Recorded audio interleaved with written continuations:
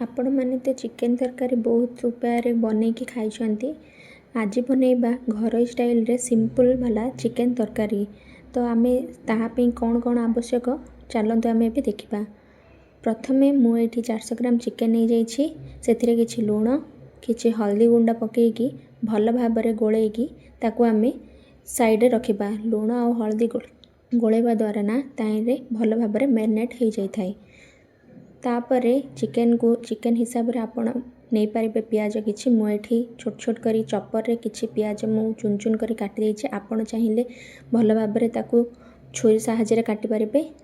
तापर किसी कढ़ई रे मु किसी तेल नहीं आम ओडिया स्टाइल रे तो आपण जानी थे आलू बिना किसी भी नहीं। तो आलू को मु भल भाव फास्ट भाजी देछि। तापर सेम कढ़ई रे ही किसी गरम मसला गरम पाउडर तापर पियाज अदा रसुण पेस्ट नहीं कि भल भाव घाटी नहीं। तापर किसी टमाटो पेस्ट और आउ चिकेन मसला हल्दी पाउडर ए जिनस सब पकई देछि। देखि पारथिबे मु तापर जो मैरिनेट रखिथिबा चिकेन को पकईछि।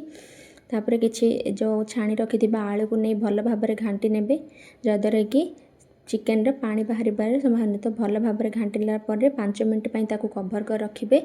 5 मिनट पर देखिपे चिकेन रे भल भाव पानी बाहर सारी से भितर आपड़ भल भाव आउ टे घाटी नहीं कि किसी समय छाड़देवे लो फ्लेम रे। तापर से फुटुवा गरम पानी पके आउ टे भल भाव घाटे। देखो चिकेन रे मोर बर्तमान भल भाव तेल पूरा बाहर सारी। तो जे जानीजे मसला भल भाव कषि हो जापर लास्ट आपड़ किसी धनिया पत्र किसी पकईकि माने भल भाव आहरी घाटे।